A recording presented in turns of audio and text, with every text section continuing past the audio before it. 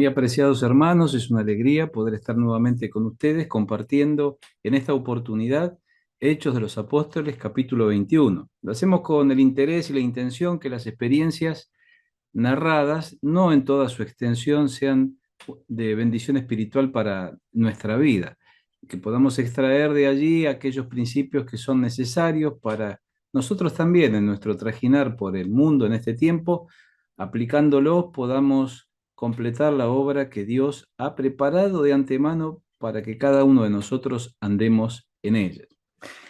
Allí, en Hechos de los Apóstoles capítulo 21, que le invito a registrar en un ejemplar de la Escritura, que usted seguramente tendrá allí, vamos a leer a partir del verso número 4. Pablo ha emprendido su viaje de regreso a la ciudad de Jerusalén y dice, y hallados los discípulos, esto es a saber los hermanos que estaban en Tiro, nos quedamos allí 7 días y ellos decían a Pablo por el Espíritu que no subiese a Jerusalén. Es interesante en el encuentro que tiene Pablo allí con estos hermanos en Cristo que el Espíritu Santo los utilice para darle una advertencia. Ahora, la narración continúa de la misma manera que el viaje se extiende. Dice el verso 7, y nosotros completamos la navegación saliendo de Tiro y arribando a Tolemaida, y habiendo saludado a los hermanos, nos quedamos con ellos un día.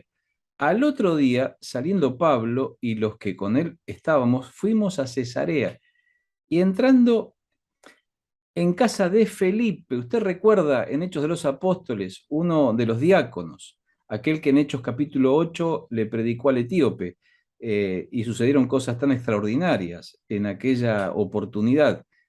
Un texto de la Escritura que utilizamos a menudo para reflejar la importancia de permitir la guía del Espíritu Santo, acercándonos a las personas para que ellas tengan la oportunidad de conocer claramente quién es el Señor Jesús.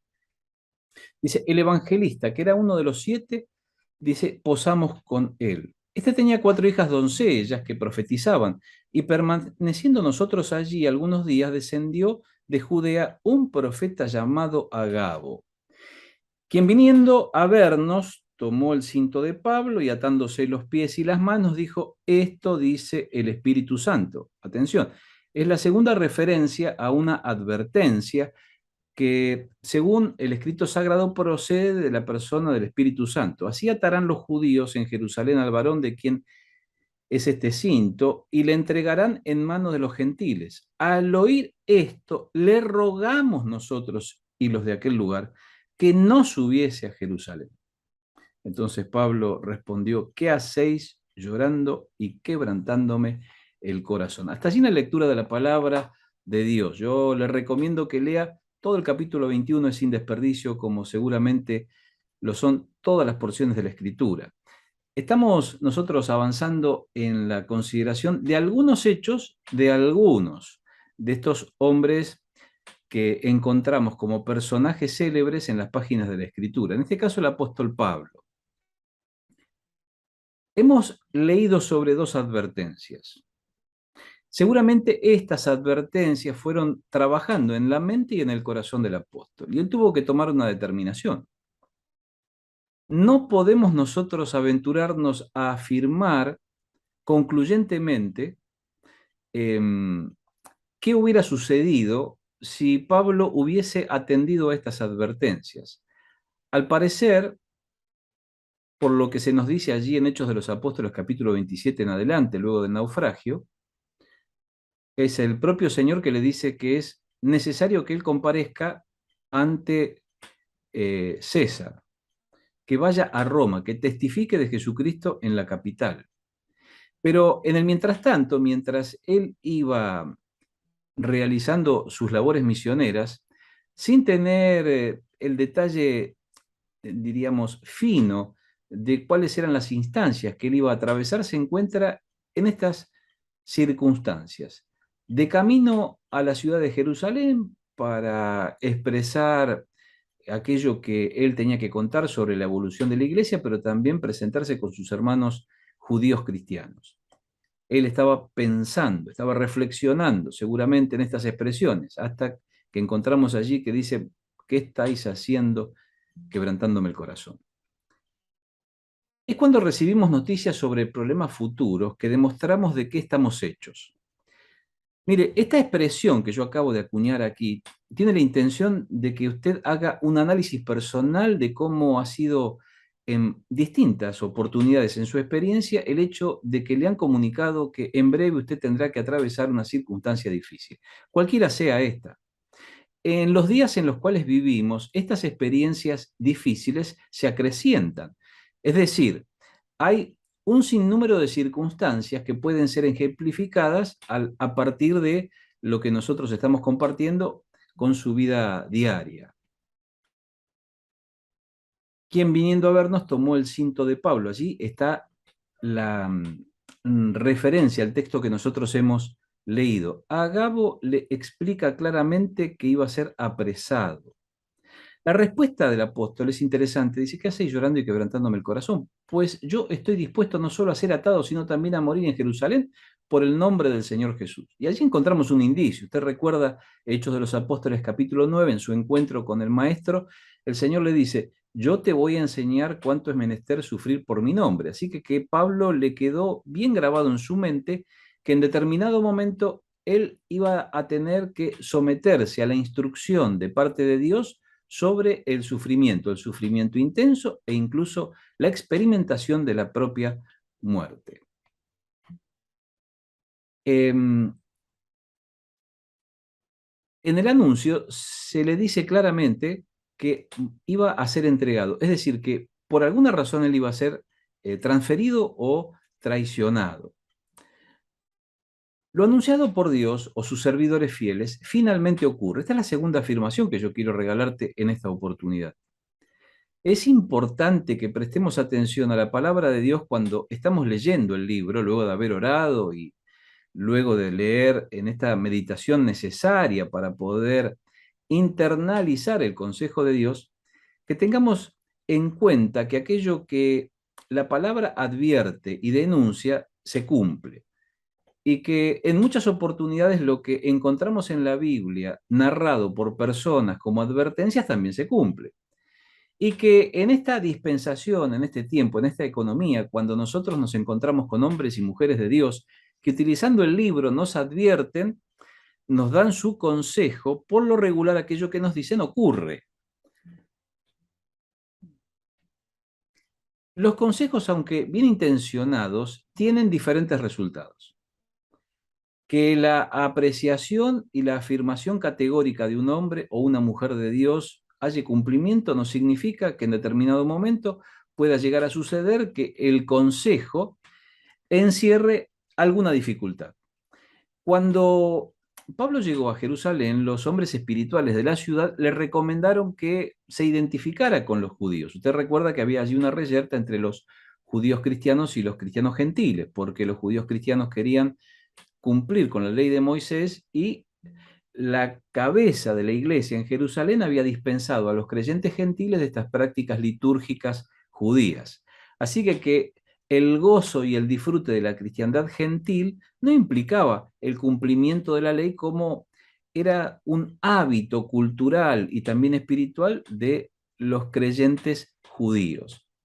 Dice, haz esto, pues te decimos, hay entre nosotros 4 hombres que tienen obligación de cumplir el voto. Así que había algo que Pablo podía hacer sin alterar sus principios como forma de identificarse con sus hermanos judíos. La oposición se puede retrasar, pero finalmente irrumpe. Usted puede pensar esto en función de cosas que pasan a menudo o de esta presunción que usted puede llegar a desarrollar de que la complejidad de los acontecimientos sociales por venir van a ir en un creyendo y usted tendrá que pedirle al Señor una capacidad que no tiene para poder sobreponerse a cada una de estas cosas. Dice, pero cuando estaban para cumplirse los 7 días, unos judíos de Asia, al verlo en el templo, alborotaron a toda la multitud y le echaron mano. Así que el voto y los sacrificios que implicaba el voto, la promesa, se extendía a través de 7 días. Habían transcurrido 6 y en el séptimo día ocurre lo inesperado, pero que formaba parte del anuncio. Pablo estaba haciendo o cumpliendo con el consejo que le habían brindado, con esta expectativa en su interior de que algo iba a suceder. Mire, se estaba por completar ese periodo. Estaba casi culminando lo que le habían aconsejado para que él pudiera de alguna manera satisfacer el interrogante y la necesidad de los judíos cristianos, no siendo él una amenaza o presentándose como alguien que era hostil a la ley de Moisés, cosa que no era cierta. Así que casi cuando estaba por terminar de cumplir con esta propuesta que le hicieron los ancianos y los creyentes judíos sabios en aquella oportunidad, algunos alborotaron, provocaron un aturdimiento. Y toda la multitud, ese gentío agolpado, usted imagínese que en el templo y en las inmediaciones había una enorme cantidad de personas ocupadas en distintas cosas. Dice que le echaron mano, se lanzaron, cayeron sobre, lo inmovilizaron con la intención de quitarle la vida. Las respuestas de las masas por lo regular dependen del estímulo al que son sometidas. Habitualmente esto es de esta forma. Cuando más o menos hay una opinión instalada en la sociedad y alguien encarna esta idea y en un momento culminante la presenta a viva voz, es posible que eventos se desencadenen. Quienes tenemos algunos años tenemos fresco el recuerdo en nuestra mente de momentos en nuestra historia, en nuestra querida patria, en donde se han levantado voces y acontecimientos dolorosos han acontecido, han sucedido. Dice así que toda la ciudad se conmovió y se agolpó el pueblo. Y apoderándose de Pablo le arrastraron fuera del templo e inmediatamente cerraron las puertas. Evidentemente no tenían buenas intenciones para con el apóstol Pablo. Se conmovió, se inició un tumulto. Mire, lo sacaron a empellones, se arrojaron sobre, había mucha gente, le sacaron fuera y cerraron la puerta para que nadie interviniese y ese grupo importante de personas pudiese quitarle la vida. Dice que se agolpó, fue una afluencia precipitada, corrieron juntos. Imagine usted por un instante esta escena que el relato nos brinda, es un relato narrativo, eh, sobre lo que fue aconteciendo. Fue algo que sucedió rápidamente. Esto que Pablo fue madurando a lo largo de 6 días, que formó parte tan solo de una, tal vez, eh, certitud, porque él tenía en claro de quién venía el consejo y quién era en última instancia el que le estaba advirtiendo, pero no conocía los detalles de cómo iba a evolucionar cada cosa. Aquí encontramos una enseñanza importante para nuestra vida. La palabra nos dice claramente que el rapto es un hecho inminente en nuestro futuro cercano. Y pareciera ser que han transcurrido muchos días desde aquel momento en que nosotros lo comprendimos, desde que los cristianos comenzaron este enorme y maravilloso desafío de formar parte de la iglesia, el cuerpo de Cristo, del cual Él es su cabeza, aquel que orienta y guía.